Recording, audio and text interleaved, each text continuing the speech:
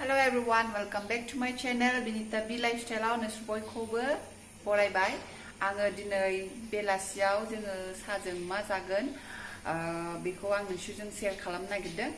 ओमफ्राय दा आङो लाइटबो होदों मानो होनबा दा अखाबो हानायखाय बेलासिबायबो खोमसि जाबायानो ओंखायनो लाइट होदों। ओमफ्राय आङो दिनै मा बानायगोन होनबा बेखौ नायदो होनबाथ' होनबा भिडिअखौ स्टार्ट खालामनोसै। नैबेलाय बेनो लोगोफोर माने काबुलि बुट ओमफ्राय नैबे जों फुजायाव होग्रा बुटआ देसि बुट ना मा होनो बे दा माने ज' लगायनानै सोमदों। ओमफ्राय माने आं सोमदों माने मायासो सोमदों आरो फुङाव। ओमफ्राय दा आं बेखौ एवनानै होनोसै। ओमफ्राय बेखौ आङो दैजों माने कुकाराव दै एसे संख्रि एसे होनानै माने रुनानै लाग्रोबाय। ओमफ्राय दा रुखांबाय आरो बेखौ ओमफ्राय नै रुइबाय बियो नै रुइबाय आबो मिक्स खालामाबाबो गाव हारसिंनो बानाय जायो हयथ' बे बा काबुलिखौ। ओमफ्राय दा बेजोंनो आं मोनसे माने एसे मस्ला थस्ला होफबनानै बानायनोसै बुट भाजा आरोखि। ओमफ्राय बेखौनो लोगोसे बेहाय लादों नै टमेट' थाइनै ओमफ्राय सामब्राम दरनै ओमफ्राय बानलु थाइनै ओमफ्राय हाइजें एसे लादों। ओमफ्राय आङो सामब्राम गुफुरखौ स्किप खालामनोसै मानो होनबा लोगोफ्राथ' मिन्थिखायोआनो माया सामब्राम गुफुर मोनजाथ'वा, बेखायनो आङो जयैनो एकबारैनो बानायसै होननानै सामब्राम गुफुरखौ होथ'ला। ओमफ्राय आङो लास्टाव बेहाय नैबेखौबो इउस खालामगोन केचापखौ। स' भिडिअखौ नायलांबाय थादो आरो माखासे मस्ला ड्राइ गोरान मस्लाफोरबो दङ। होमबा दे थुदोंबा भिडिअखौ आङो आवगायनोसै।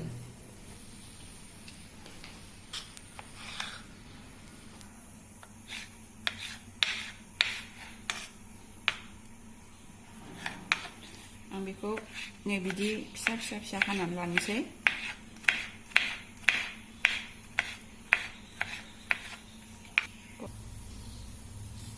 दा पियासखौबो हानोसै आङो बिदिनो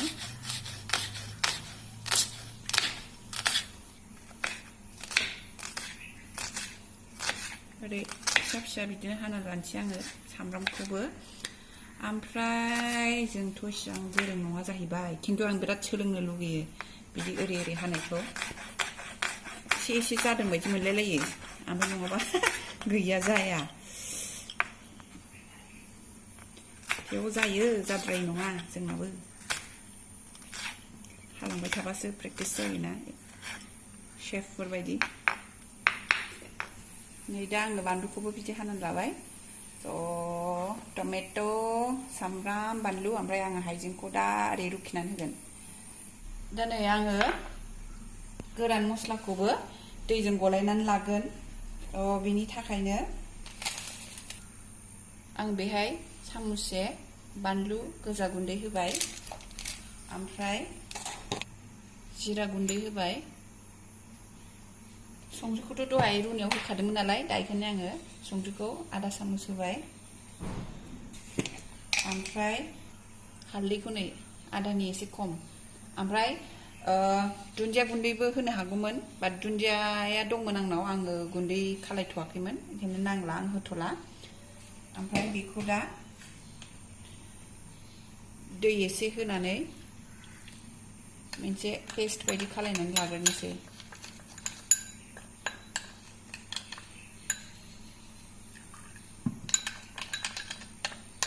रेडि बास जाबाय।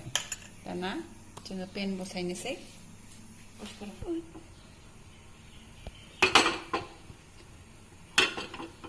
दा आं बेहाय थाव होबाय। ओमफ्राय नैबे जिराखौ एसे होनोसै आं।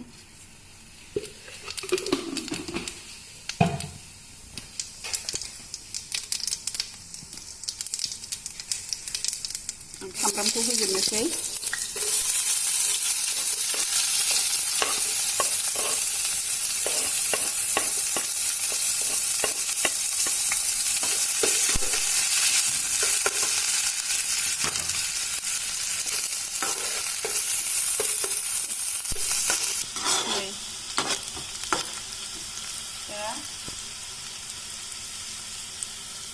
बानलुखौबो हरनोसै आङो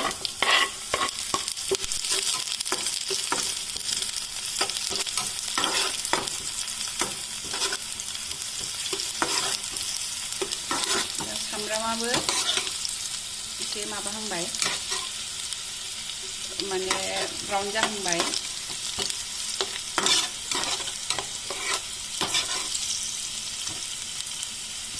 दा टमेट'खौ होनोसै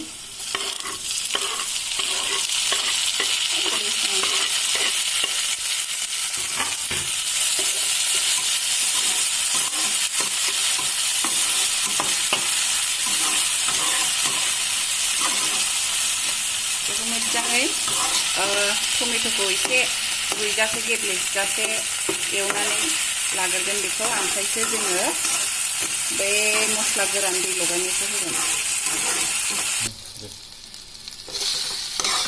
नै दा टमेट'आ गलिहांबाय ओमफ्राय दा बै मस्ला जोङो दै लगायनाया बेखौ होसिगोन बाट बिनि सिगां बे हाइजेंखौ एसे होनानै होनोसै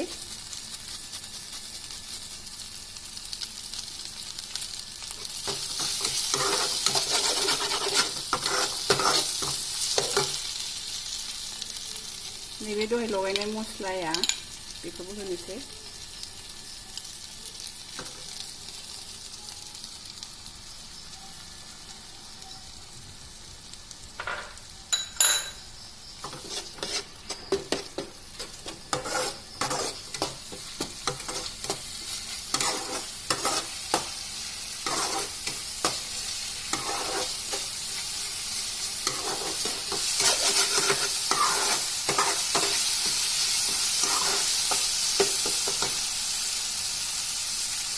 एबार बुटखौ होनोसै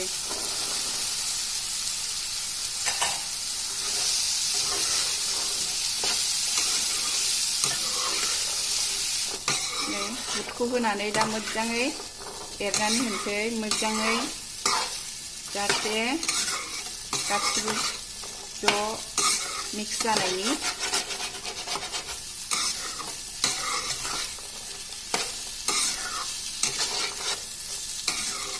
दसे बिदिनो दसे थायै थायै एरनानै होगोन बेखौ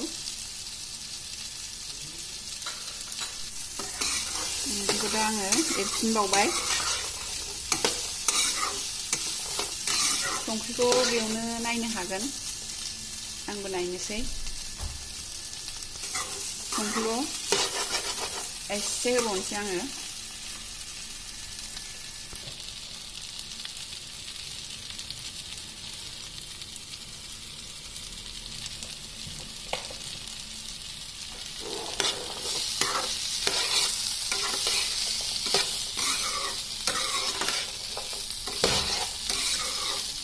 मोजाङै एवबाय आङो दा बियो मोनबाय जोंना ओमफ्राय संख्रिखौबो आङो नायनानै होफिनबाय नांबाय ओमफ्राय दा आङो बेहाय दुन्दिया होनोसै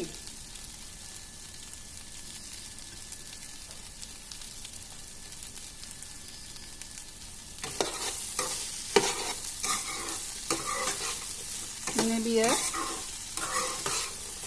गोरानद्रायबो नंला बिदै गोनांबो नंला माखा माखा बायदि सिदोब सिदोब जाबाय आरो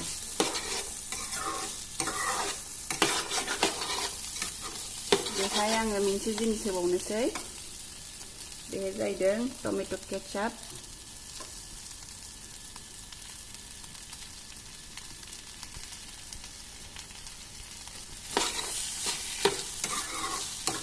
जाहाथे बे रासिन एसे जुसि जुसि मोनजानायनि थाखाय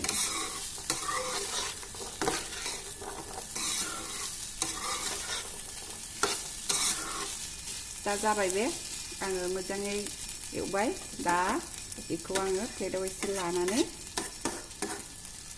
जानोसै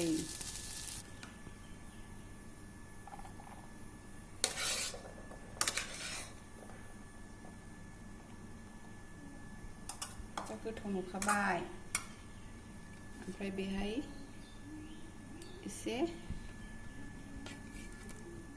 सामब्राम गोथां बानलु गोथां होबाय आङो ओमफ्राय नै दुन्दियाबो होबावबाय ओमफ्राय हायोबा लेबु सेबसन जाबावोसो बाट नांला आं लेबुखौ जाला टेस्ट खालायनोसै आं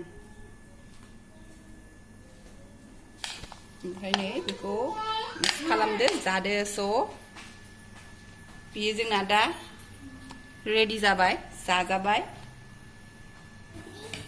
दा नै आङो लगायबाय दा आं टेस्ट खालामनायनोसै